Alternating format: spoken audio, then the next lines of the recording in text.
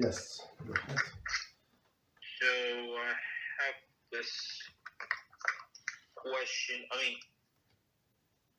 example, say we have a donor and a receiver, and for this donor is a person that is really hard for him to keep his word. So, for example, this donor says to the receiver, "Okay, I'm going to give you money to buy a pair of shoes," and then sometime after he says, "Okay, I'm going to give you money to buy a jacket." Like two different things, two different vows.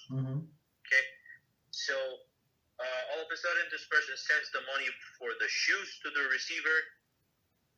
He takes the money, he goes to the shoe store, and surprise, the shoes are on a discount.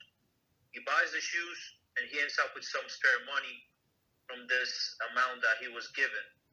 So considering the donor is someone that is really hard for him to keep his word, is this receiver allowed to keep this spare money as apart from the second tzedakah that the donor was committed to give, or does he have to give it back to the person? That's a very good question. That's a very good. I would say he can keep the money. I think I don't have a logical explanation for this, even though it should be a logical explanation. Logical explanation would be exactly opposite. Logical explanation would be if that person would find out that the shoes was original price was $50, let's say, but I bought it for $30, right? Because it was on sale. So he would want his money back, right? On one hand, but on another hand, he gave me money for the shoes, and right, maybe I've got maybe there are the different shoes for $50, but I decided for myself to buy myself the one on sale for $30. You understand? So that's why I said I think he can keep the money, the rest of the money.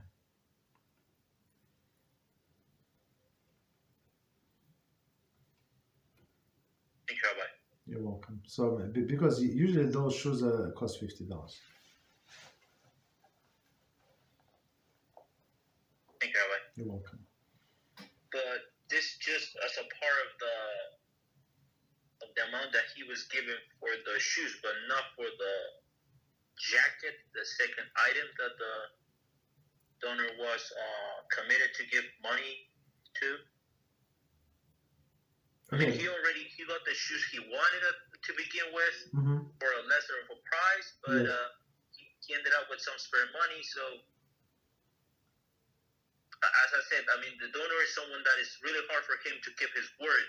And the receiver may say, okay, if I give back this money, I don't know if this person is going to give me the second amount. Exactly, yeah. So it's okay for him to keep those? I mean, for shoes or for jacket? Are we still on shoes or on jacket? I would say the jacket because he already has the shoes.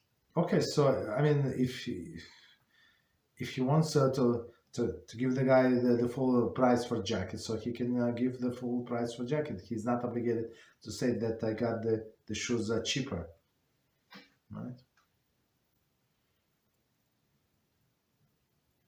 So I give you this example. So there are lazy people. Not okay. So like it depends where you shop. So you can go to the local grocery store. Like I have many of these Arabs like these grocery stores, right? Because they sell small packages, and then they charge like 5 times more than a big package.